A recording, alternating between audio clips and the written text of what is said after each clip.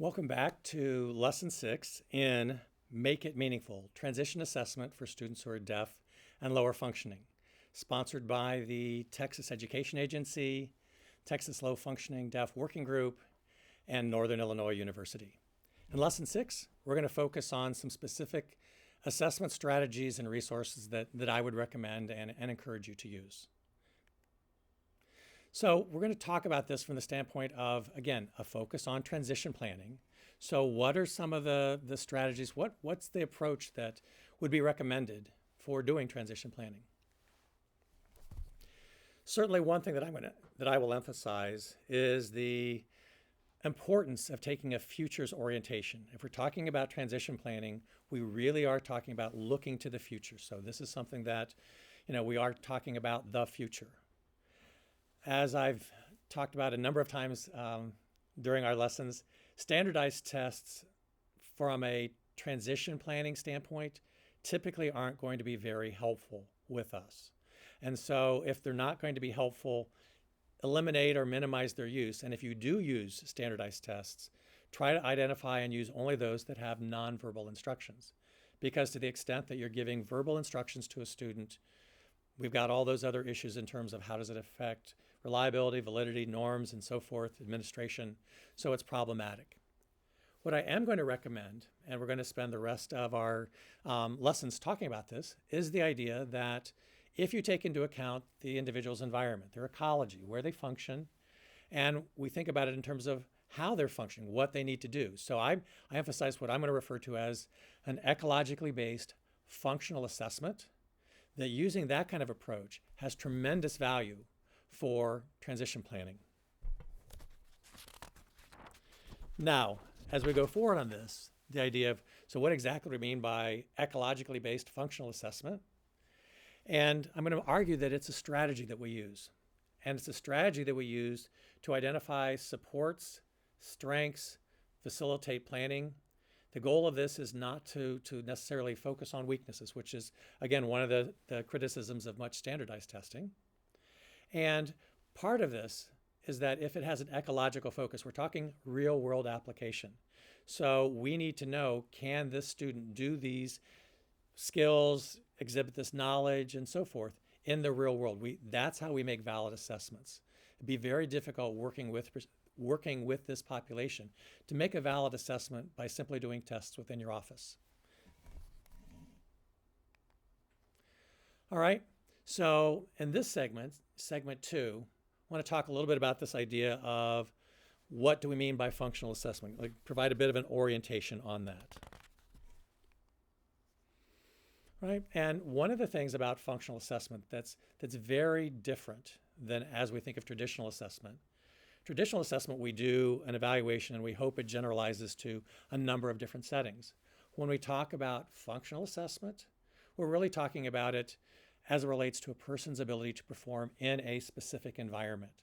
So, for example, if I think of my brother David, David has communication deficits across a wide range of settings with people and so forth. Now, could I intervene with him? Could we do a transition plan with him many years ago that would improve his communication across every setting? That's unrealistic. That's not going to happen. On the other hand, could we look at it as it relates to a particular unique setting and figure out what needs to be done in that setting? Absolutely. So when we think of functional assessment, it's a very key point that we talk about it as it relates to a specific environment or environments, and that we also have, by virtue of how it's done, there's a strong focus on intervention. Because our ultimate goal, and this is no different than for any of us, is the idea that we'd like to find a good fit between the person and the environment. I mean, there's a theory, Holland's work theory on, we're most happy with work when there's a good fit between who we are and what the work requires. Well, a functional assessment is much the same idea. We want to find out, what a particular environment requires and then how we can make the best fit. So that's in a nutshell what we're talking about. Now, to have this be done successfully, not surprisingly, you have to involve a lot of people. It's not likely that there's any one person who would have the knowledge, skills, and abilities to do this entirely by him or herself. So really, you have to think about who knows the student, who knows their background, who can provide valuable information. And so certainly, as far as a collaborative experience, we'd be talking about using interpreters, potentially job coaches, family members, other individuals from community agencies. And again, I know I've said this before, but I want to emphasize it again.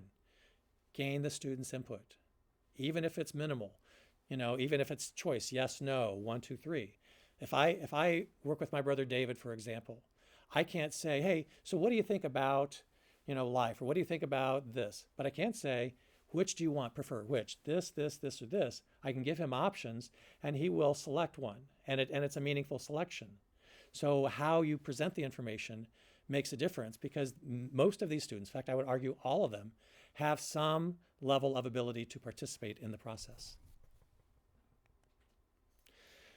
That's one of the things in terms of getting the individual involved in the process. And you would certainly potentially need to work on how these questions are asked. But we're really talking about some person-centered planning. So ideas of questions you could ask the student would be, so what are your plans after high school? Or what kinds of work would you like to do? Or where do you want to live? Or how do you want to get and work around town? Now, again, I would ask you to rethink those, because while those are valuable questions to ask, and I certainly would encourage it, if we go back to when we were talking about experiential deficits and deprivation, when you ask those kinds of questions, there are going to be many of these students who are deaf and lower functioning.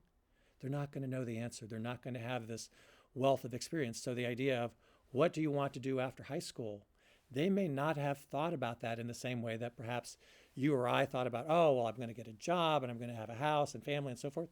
They may not have thought of it in the same way. Or if you think of employment, they may not have the same range of options, or even be exposed to what the range of options are for them in terms of jobs, where to live. Well, what are the options for them? Sadly, if you're in Illinois, we're at the very bottom of the states in the union in terms of supports for people to live independently. I was very, very fortunate that I found supports for David, but by and large, he had to be led to that.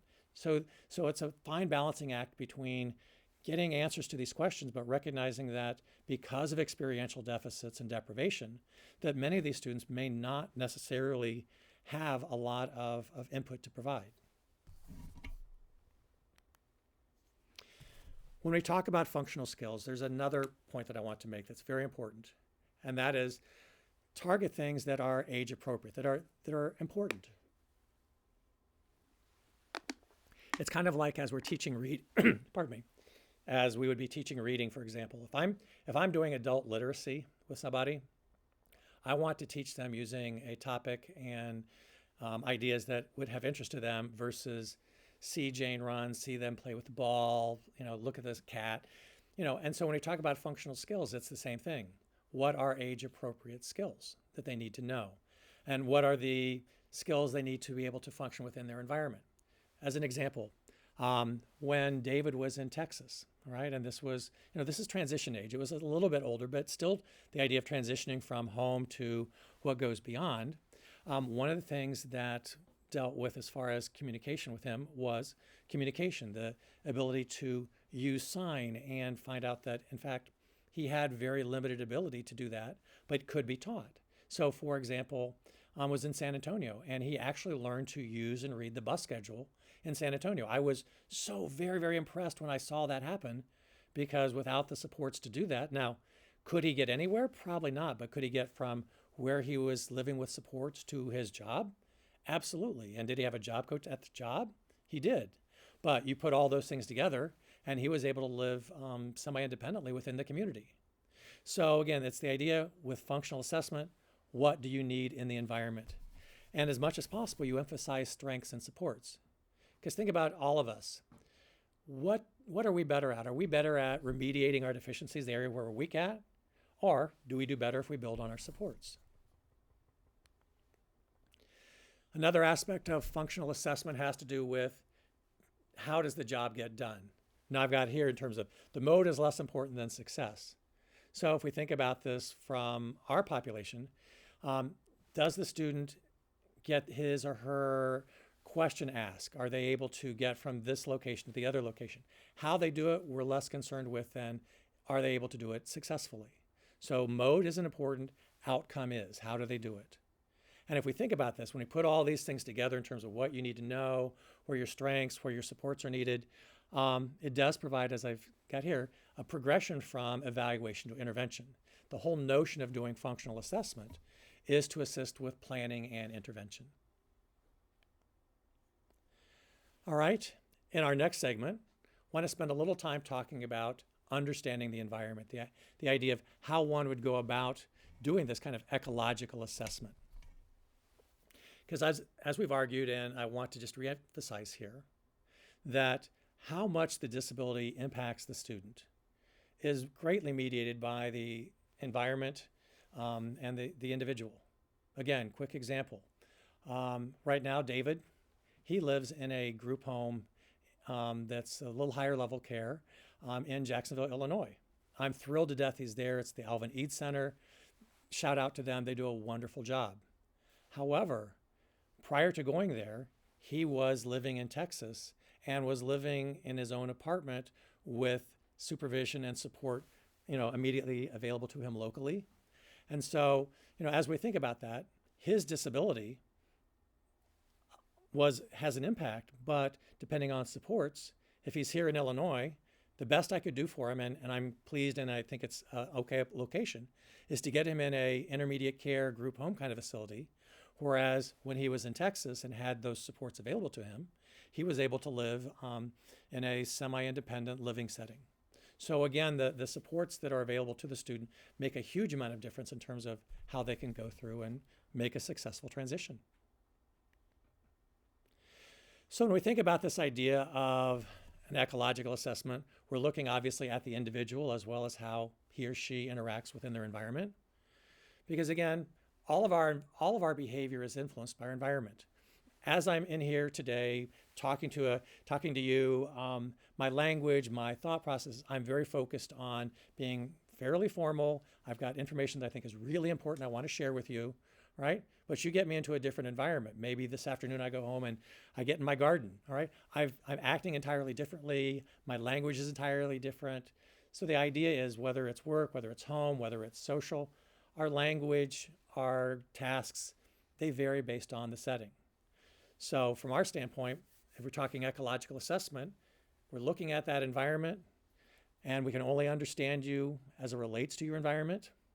And as have argued before and will continue to argue, this also provides you with multiple sources of information so that having multiple perspectives, if we want to use our university language, it's the idea of triangulation. We're looking at a perspective from more than one view. We're looking at something from more than one view. So we're trying to triangulate, trying to collapse all of our information so that it makes sense so that we can tell a good story and understand what's going on with a student. Would also mention, and this is something that is kind of the next level, where the functional assessment, as we've been talking about it thus far, fairly broad, but we also have this idea of, okay, well, how do we understand what's available within a particular setting? So part of this is, evaluating the site. So first, what are the tasks? What are expected in that setting? Then, what are the aspects of that? It's, if any of you have done task analysis, this is essentially what we're talking about here. We're looking at what are the components or aspects of, what's needed in this, where is it at, how are we doing things, and what specific skills are required.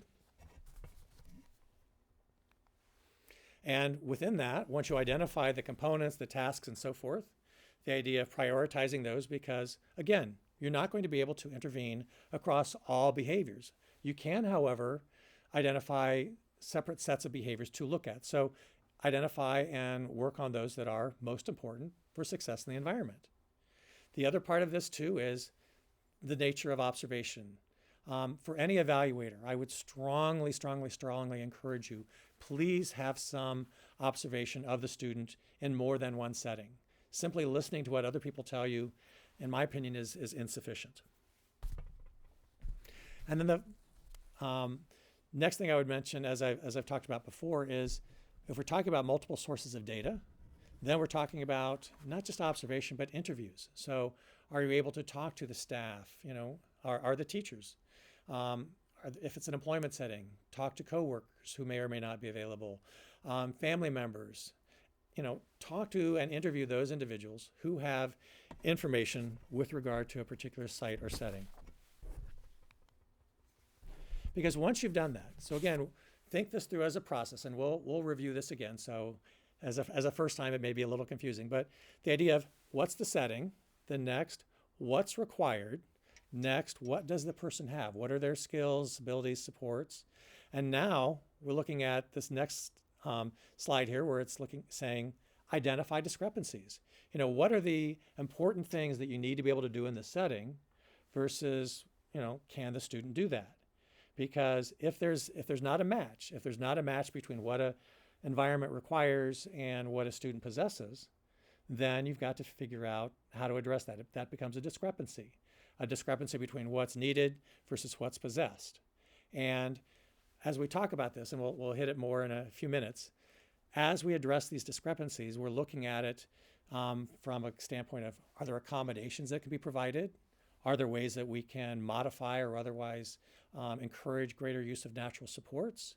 And or is there any information that we can use to not only create greater awareness as well as change attitudes? So what can we do? So an approach to dealing with a discrepancy isn't just solely a focus on the student. And because I will admit, as from my background as a psychologist, that was initially how I typically thought of it. It's like, if there was a problem, we thought about it as it's the student's problem. And yet, as we look at it now, you know, and think about discrepancies and the mismatch between what a student has and doesn't have, we have to look at it more broadly in terms of, well, it's an accommodation issue or it's a natural support issue, and it may be an education for even the people there. But we may or may not be able to truly do much in the way of transforming or educating that student who is deaf and lower functioning. So the environment is a really important place to look at for potential intervention. Right. The other thing I would mention too, and I won't spend a lot of time on this, but is talking about, so if we're going to find out what's within a particular environment, how you might do that, and talk about the idea of vocational mapping. And that's where we're saying, all right, here's where you're located. So in my case, I live outside of Chicago. So, within my geographic area, if we were going to look for things for either my brother or my stepson, we would look for, how things are set up, what's available in terms of community resources, jobs, transportation, and so forth. So again, as you think about this, is a very simple process. I'm sure probably many of you have already tried to do something very similar to this. But you get a map, and I would recommend certainly using a paper map if that's available to you. It might be a little less confusing than using an electronic version, but you get a map and you pinpoint. So where does that student live, right? And then draw circles out from that. So small circle from where they live, a little bigger, a little bigger, a little bigger, with the idea being that within those concentric circles, what are opportunities for employment, for community living, for education, for supports? I mean, what you're doing in this process is a kind of an analysis of your environment with the end product being an inventory of opportunities. So it's very valuable as a planning tool, and it's going to differ for each student because students live in different parts of town. All right, as we move into this next segment, using functional assessment, I'm going to talk about it as a bit of a tangent here, all right? Because up to this point, we've been dealing with functional assessment as really looking at it as a transition planning tool. Because you're working within many of you are working within a school system, did want to say a few words about this approach has great applicability beyond just transition planning. We oftentimes use functional assessment to address behavioral concerns. And certainly there are those students who are deaf and lower functioning who do present with behavioral concerns. So as I've said here, it's a commonly used functional analysis of behavior is commonly used in schools, not just for students who are deaf or not just for students who are disabled, but if a student has some behavioral concerns, this is an approach that has some application for them. And so again, it's similar kind of model. We're talking about if we've got a problem behavior, you first want to describe what the child's behavior is or what the student's behavior is. What's causing it problem? What's it look like? How often does it occur? How long does it last? How intense is it? Right? Just so you're describing what would be referred to as the topography. You know, what does the behavior look like?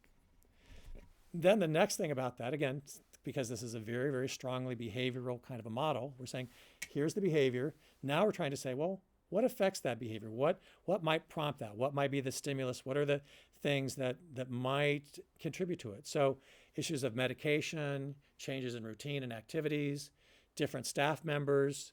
There's a variety of reasons as we look at effects on behavior of things to think about, okay?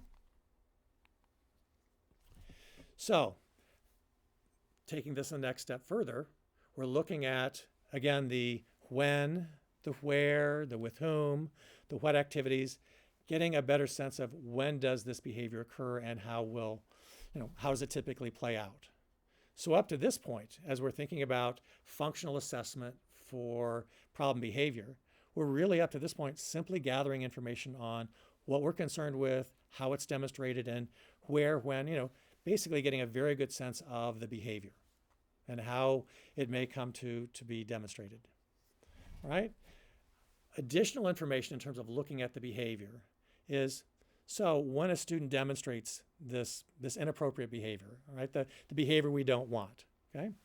Typically, they're going to be doing it to either get something or to avoid something. So I might act, the student might act in a certain way because he or she knows if I do this, I'm going to get sent to the principal's office, or I'm going to have time off, or if I do this, I'm going to avoid going out for a trip or a recess or whatever it might be. But typically, as we look at the behavior, it serves some function.